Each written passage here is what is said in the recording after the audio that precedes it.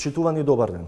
Гостин во интервјута на Радио Слободна Европа е Стево Пендаровски, актуелниот шеф на државата и воедно председателски кандидат на СДСМ и Коалицијата за Европска еднина на предстојните председателски избори. Господине Пендаровски, во кампањата има еден наратив кој што го ширите во мандатот што ви изминува и велите дека немате направено ниту една стратешка грешка, иако од друга страна во вашето последно годишно обраќање во Собранието изјавивте дека не сте безгрешен и дека можеби сте требале да постапите поинаку при носењето на некои одлуки. За кои одлуки конкретно не сте сигурни и сметате дека можеби сте направиле грешка? Ова теза што ја спомнувате од годишното обраќање ја варирам и на митинзите со граѓаните во рамки на кампањата. Прво тргам од претпоставката дека нема човек кој е безгрешен, се разбира. Секој жив човек греши понекогаш. Меѓутоа разликата во двете тези кои ги спомнувате во тоа што јас велам дека не сум направил стратешка грешка, крупна грешка која би ја уназадила државата. Инаку можам сосема комотно тоа, не ми е никаков проблем да го кажам и пред генералната јавност, и сум го кажувал. Имало пар моменти кога сум можел да постапам поинаку. Еден од тие моменти е прашањето на ветинг или на проверка на имотот на функционерите пред се на суди и обвинители, за кои се залагав 2016 како носител во првата изборна единица и на крај ги послушавме нашите стратешки партнери од Брисел и не отидовме во тој процес. Гледајќи ги резултатите денес, после колку веќе 7-8 години од 2016 тие парламентарни избори и довербата на граѓаните која е близко до нула во правосудниот систем, мислам дека требаше и јас, иако не бе во позиција, да одлучувам, не бе премиер во тоа време, ниту председател, мислам дека требаше да бидеме понастојчиви, поупорни и да кажеме, независно од искуствата негативни кои ни ги кажуваат од Албанија во тоа време, подобро ќе беше да имаме 1/3, како што беше во Албанија, проверени суди со дигнитет кои ќе знаат да судат непристрасно врз основа на устав и закон, отколку да имаме денеска една фела, една цела структура во која за жал се сомневаат граѓаните во секого. Иако се разбира тамо најголемиот дел луѓето се честни, работат за плата и се професионалци, дел од нив врвни професионалци, меѓутоа едноставно се создаде перцепција дека тамо нема честни суди и обвинители кои се преостанати, кои судат или судат само по диктат на центрите на политичка и економска моќ. Тоа значи дека се уште обстојувате на исправноста на одлуката со која што ги подпишавте указот на измените на кривичниот законник? Да. Значи види, во тој дел можеме да дебатираме колку сакаме, меѓутоа јас тврдам дека проблемот со правосудните состојбите во правосудството и довербата на граѓаните во тој правосуден систем е на такво ниво најмалку заради законите, туку заради човечкиот материјал кој или не ги применува законите или селективно ги применува. Едно важи за тој што е на моќ, на позиција на моќ или власт, сосема друго за оние кои се подолни социјални слоеви, да кажем, или немаат некакви политички конекции. Еве ви конкретен пример. Имаме неколку јавно познати случаи на крупни политички фигури кои биле инволвирани во некои од тие процеси. Еден од нив е случајот со Маџар Телеком, кој во врска со последните измени на КЗ никој не го спомнува. 12,5 години е суден тој предмет. Нема правосилна пресуда.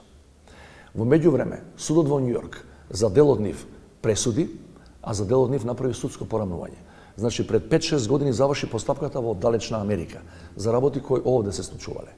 И сега, дали се виновни измените на КЗ, како велиме, или судиите, или судијата, него не знам кој е точно по име и по презиме, кој го чувал во фиока тој предмет и не одлучувал за афера која во Њујоршкиот суд доби судска развршница. Во програмата велите дека е време силно да се удри врз криминалците, бидејќи тие ќе уништат државата. Еве на кој начин тоа ќе се случи, да бидат казнети криминалците, кога со подпишувањето на указот со измените на кривичниот законник, негде околу 200 обвинати во разни судски предмети ќе добијат еден вид нативка амнестија. Значи, тие предмети застаруваат затоа што судиите ги држале во фиока со години. Најголемиот дел од тие 200 предмети што ги спомнувате, да не кажам 95%, се од некогашното СЈО. СЈО е направено септември 2015. До измените на КЗ поминаа скоро 8 години. Зошто ни еден од нив не е одсуден, па да лежи, евентуално ако е виновен, прогласен од судот се разбира. Значи, вие може да аргументирате до утре или јас дека треба уште 28 години да им дадеме на тие суди, не сите се разбира, кои ги суделе тие случаи, и да кажеме да им дадете уште 28 или 38 години, ќе ги одсудеа некако. Не, тие 7,5-8 години ги чуваат во фиока упорно, значи Тие предмети на СЈО се уште пред оваа политичка гарнитура од која јас сум дел 2016, односно мај 2017 да дојде на власт. Зошто ги чувале во фиока? Да сме на чисто околу тоа. Не мислам дека времето им било прекратко, барем првостепена одлука да донесат. И ова што го повторувам за еден многу комплексен познат случај 27 април. Сосема небитно дали се казните високи или ниски, не навлегувам во меритумот на судот или судијата. Меѓутоа, факт е дека со десетици и десетици обвинети за тој случај без преседан упад во собрание и обид за убиство на пратеници, судиката го заврши во првостепена постапка, го заврши за година и нешто. И имаше секој ден судења, рочишта. Значи се можело и за комплексни предмети со многу обвинети да се дојде до првостепена пресуда. Понатаму нека биде работа на второстепениот суд, нека се оди и со воредни правни лекови и на Врховниот суд, меѓутоа невозможно е да немате првостепена пресуда за 95% од тие случаи, а 8 години седеле во нечии фиоки. Тие судии мораат да лежат затвор. Се разбира, низ процедура. И тука зборувам за културата на неказнување која е најголема на луѓето кои треба да казнуваат, се разбира ако има докази за тоа. Како вие ја оценувате досегашната борба против корупцијата? На исти начин како што ја оценува Европската комисија во последниот прогрес репорт, тоа значи дека нема напредок. За жал, во последната година ние немаме никаков напредок на тоа поле. Тука мислам дека консензусот е апсолутен во генералната јавност и во стручната јавност и во Брисел и во Скопје, дека тука потврдивме најмногу. Господин Пендаровски, колку се реални ветувањата за влез на Република Северна Македонија во Европската Унија до 2030 година? Знаете, ако ме прашувавте пред бугарската блокада, која никој во Европа не очекуваше, не само ние тука во Македонија, јас ќе ви кажам дека тоа е многу далеко. Затоа што ние имаме од 2005-та практично подготвени тимови во Секретаријатот за европски интеграции и ни сите министерства, кои до сега не знам колку такви генерални проби имаат направено по различни поглавја, сега кластери, да ја бев сигурен дека ние можеме далеку пред тој датум да поминеме целата процедура. Дури и со ратификација на тие протоколи на крајот, кои траат околу година и пол, во секоја земја членка. Меѓутоа, со бугарската блокада и со, за жал, консензусот целосен кој се уште важи и најверојатно нема да се менува во рамки на Европската Унија, за прием на нови членки, јас се плашам дека утре можеби некоја нова Бугарија или повторно Бугарија може да вложи повторно вето заради не знам што, или да најде изговор било каков, кој дури не е втемелен во фактите, со цел да не блокира. Проблемот на европското проширување е тоа што билатералните спорови, за жал, поради начинот на кој се одлучува во Европската Унија за прием на нови членки, стана главна пречка за европското проширување. Тоа го гледате и во однос на другите западно-балкански држави. Некој од соседите ќе каже нешто и целата Европска Унија чека тоа тие да го решат на билатерална основа. Тоа по дефиниција е погрешен приод, затоа што вие ако сте кандидат за членство кој преговара како што сме ние, и членка полноправна која е внатре, ние сме во стартот во асиметрична позиција.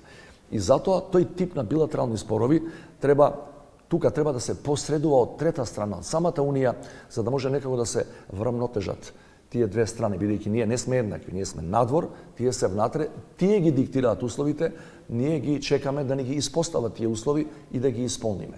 Само тоа е решението, или да го променат начинот на одлучување, што мене не ми изгледа изгледно наредниве години и години, или конечно нашиве соседи, пред се мислам во овој случај на источниот сосед, да се вразуми и конечно да почне да се однесува на европски, а не на балкански начин. Ако не се вразуми, ако останат услов, уставните измени, како Северна Македонија ќе го продолжи европскиот план? Истото тоа прашање го поставувавме и при влезот уште 93-та во Обединети нации. Ние сме единствена држава која влезе со времена референца таму, поранешна Југословенска република. И никој во 93-та, кога беа донесени тие две ЮН резолуции со кои ние требаше да разговараме со Грција за надминување на разликите околу името, не веруваше дека ќе трае толку долго тој спор. Самиот Нимец, кој беше посредник, рече кога се потпишуваше Преспанскиот договор, вели, јас мислев ќе се пензионирам, а нема да го решим овој спор. Тоа е услов кој не постои во повелбата на Обединети нации. Истото важи за Европска Унија. Ние може да кажеме зошто само нам ни поставувате вакви услови, или зошто со Преспанскиот договор и додавка географска треба да ставиме, или моравме да ставиме за да влеземе во НАТО потоа. Затоа мојот предлог е да не се осврнуваме и да не шпекулираме на тоа дали Бугарија или некоја друга држава членка може да стави утре за утре нова пречка, нова блокада. Мене ми е најбитно ние да ги убедуваме нашите партнери во Европа дека треба да ставаат, да ги наречеме пречки само од овој тип. Владење на право, неселективна употреба на правото, минимално ниво на висока корупција, честно, транспарентно работење и отчет за секој денар од граѓаните. Господин Пендаровски, во мандатот кој што го имавте, во неколку наврати посочувавте на руско мешање во внатрешните работи на земјата. Колку реално е големо руското влијание во Северна Македонија? Руското влијание во Северна Македонија во изминативе 2 години од кога тие почнаа својата илегална инвазија во Украина не е на нивото на кое беше во септември 2018 година, а највисоко руско влијание или мешање во внатрешните работи имавме 2018 септември, кога го имавме референдумот за името, и најголемо руско влијание изминативе 60 години и кусур имавме за време на претставителските избори 2019, кога тие има јасен фаворит меѓу тогашните кандидати за председател и беа јасно против мене, се разбира, како антируски наводно кандидат или прозападен, како велеа. Тоа не значи дека денеска немаме руско влијание, кое доаѓа најмногу преку социјалните мрежи. Знаете дека во изминатава година имавме неколку сериозни сајбер напади врз витални институции, различни институции, дури кабинетот на председателот во 2 наврати, врз банки, врз агенции кои ги имаат тие витални датотеки за македонските граѓани. Меѓутоа, повторувам, тоа до сега не е на нивото како што беше 2018 и 2019. Можеби наредниот период ќе се засили, како што ќе одиме кон 8 мај, кон вториот круг, решавачкиот круг, да го речам, и за председателски, и единствениот за парламентарни. Но дека постои, дека тие имаат своји фаворити на политичката сцена кај нас. Јасно е дека постојат проруски ориентирани политички партии во Македонија, како што нели имаме прозападни, проруски. Внимавајте, при тоа не зборам за шпиони и за шпионажа, што е кривично дело. Што се однесува до шпионажата, ние во изминативе 2,5 години протеравме 18 руски дипломати, кои овде беа со тој статус дипломати, всушност беа агенти на нивната федерална служба за разузнавање. Тоа сакам да го направам како дистинција, бидејќи и во однос на некои други значајни институции за македонската држава и за македонскиот народ особено, како што е Македонската православна црква, постојат луѓе кои имаат јасни проруски ставови, меѓутоа тоа не се руски шпиони. Негде во јуни минатата година директорот на Агенцијата за разузнавање присуствуваше на една дебата во однос на руски и кинески влијанија во Северна Македонија и истакна негде дека во изборите во 2024 ќе бидат мета на дезинформации и од руска, можеби и од кинеска страна. Прашањето ми е, со оглед на тоа што таа изјава беше негде во јуни 2023, изборите веќе сме во предизборие, се остварува ли тоа сценарио? Се остварува, меѓутоа ви велам дека тоа не е тој интензитет. Знаете зошто не е тој интензитет? Значи, има социјални мрежи, има веб страници кои се креирани специјално за таа намена, со позадина во таа, пред се зборам за Русија, Руската Федерација, групи поврзани со таа држава, за кој многу тешко може да утврдите чиста конекција, меѓутоа наша претпоставка е според наративот кој го шират дека се тие и штитат руските национални интереси, а се контра нашите, бидејќи нашите национални интереси се во контрадикција со руските национални интереси. Да не беше војната во Украина, јас мислам дека ќе видовме двојно, дупло повисоко ниво на руско мешање во нашите избори, бидејќи знаете што ако русите се мешаат и за време на нивната окупација на Украина, во изминативе години во некои важни избори во Европа, Франција, например, или Германија, или Холандија. Кои се безбедносните ризици еве од руските дезинформации конкретно за Северна Македонија? Ризиците се да се избере кандидат кој ќе работи против интересите на Македонија, затоа што верува дека ние треба да бидеме членка на БРИКС, дека ние треба да воспоставиме, имаме и таква политичка партија, дека треба да воспоставиме дипломатски односи целосно со Северна Кореја, дека треба да го отфрлиме признавањето, да го повлечеме признавањето на Косово.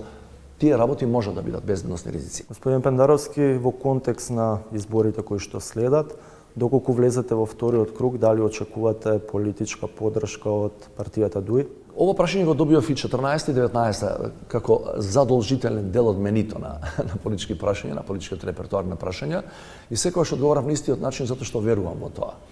Значи, очекувам гласови од сите етнички заедници, но никогаш ни првиот ни вториот пат, ниту денес, ниту после вториот круг, ако влезам, имам намера воопшто да зборувам со политичките лидери да ми префрлаат тие што ќе испаднат. Се разбира, да ми ги префрлаат нивните гласови. Туѓо ми е, нечесно е, омаловажувачки е за македонските граѓани да им кажеме сега вие гласавте за тој кандидат, сам мене ќе ми ги даде. Тоа давање, земање се случува само со предмети. Не со живи Прашувам, луѓе. бидејќи конкретно политичката партија ДУИ излезе со еден услов за следниот председател да се бира во собранието, нешто што веќе во 2 наврати беше експресно одбиено и од ВМРО ДПМН и од СДСМ. Јас имам став за тоа. Ја тврдам и врз основа на искуството кое го имам како актуелен председател 5 години наназад, дека многу поголема самостојност председателот има ако е биран на општи избори, отколку во парламент. Значи, дури истите надлежности да ги има, овие што ги има сега, едно е кога вас ве бира целиот народ, сите граѓани, сосема друго кое ве бира еве и квалификувано мнозинство во собранието. Значи, ја не мислам дека е тоа подобро решение. Меѓутоа, ако утре има 2/3 пратеници кои ќе го сменат уставот во таа или во оваа насока, и ако сум ја во позиција да мислам дали ќе го почитувам уставот, тоа никогаш не било дилема за мене. И да имаш пратеници, ајде речеме некоја блиска политичка опција, немаш 2/3, значи таков тип на обврзување или гаранција да ја ќе бидам за тоа, за да ми ги дадеш гласовите, ај прво што е нечесно да тргуваме на таков начин со било чии гласови, тоа се луѓе со име и презиме самите за себе ќе одлучат, меѓутоа и не е возможна таа таков тип на политичка трговија и да сака некој да ја направи. Јас се разбирам, тоа не сакам да го правам. Колку законот за игри на среќа, односно непотпишувањето на указот од ваша страна може да има влијание врз добивањето на поддршка? Кога не го потпишував указот, ги кажав причините зашто тоа го правам и се водев исклучиво од принципите и сугестиите кои ги добив во писмена форма од Европската комисија од Брисел. Кога потпишувам или не потпишувам закони, се водам од принципи, се консултирам со правници, на крајот сам одлучам и сам ја носам одговорноста, не калкулирам дали ќе ми даваат гласови, нема да ми даваат гласови. Просто кажано, имав аргументи во тој момент на лице пред мене, се консултирав со надлежните инстанции и во државата, и во Брисел, и добив јасна назнака. Ме заказа имав во делот на проширена конфискација има европска директива со име и со презиме, со број. За овде немаше ништо и од евроамбасадорот имав токму такво писмо добиено. При еден ваш јавен настап изјавивте дека доколку не би биле председател би се иселиле од земјава. Што ќе прави Пендаровски доколку не успее да го добие вториот мандат од граѓаните? Пред 2 дена имаше на еден од овие факт-чекери, како ги викате вие во новинарството, или вистиномери, имаше образложение на целиот контекст на таа изјава, бидејќи вие концентрирате последниот дел од таа изјава. Тоа беше во контекст на стандардот на младите во однос на економијата. Учествувам на една младинска конференција во Нови Сад 2019 година во соседна Србија и млад човек ме прашува вели кога ќе влеземе во Европа, кога ќе имаме европски перспективи и услови во нашите држави. Ја им велам, Европа сите нас не држи 10-15 години во чекална, сега ни менуваат методологија, методологијата велат ќе трае 7-8-10 години, утре ќе има некој билатерален спор кој ќе ве блокира, ние остаревме чекајки. Ја векам, кога би бил ја на ваша возраст, ја не би чекал ни секунд и не би верувал во ветувањата ни на Брисел, ни на домашните лидери, дека само што не сме станати членка на Европската унија. Бидејќи не сакам да бидам втора Турција, со статус на кандидат, не знам, децении наназад, и практично сите знаат и во Турција и во Брисел дека никогаш нема да стане членка. А имаше еден живот. Не би го потрошил чекајќи подобра иднина за која знаеш дека нема да дојде. Апелирав на искреноста кај политичарите и во Брисел се разбира, кои ни ја кројат судбината од тој аспект и домашните лидери. Инаку, после мандатот, дали ќе биде сега или после вториот мандат, ќе се вратам таму од кај што дојдов. Значи, бев универзитетски професор, тука во Скопје и се разбира ќе продолжам со таа кариера. Господин Пендаровски, благодарам на разговорот. Благодарам за поканата. Почитувани, вие го гледавте интервјуто на Радио Слободна Европа. До гледање.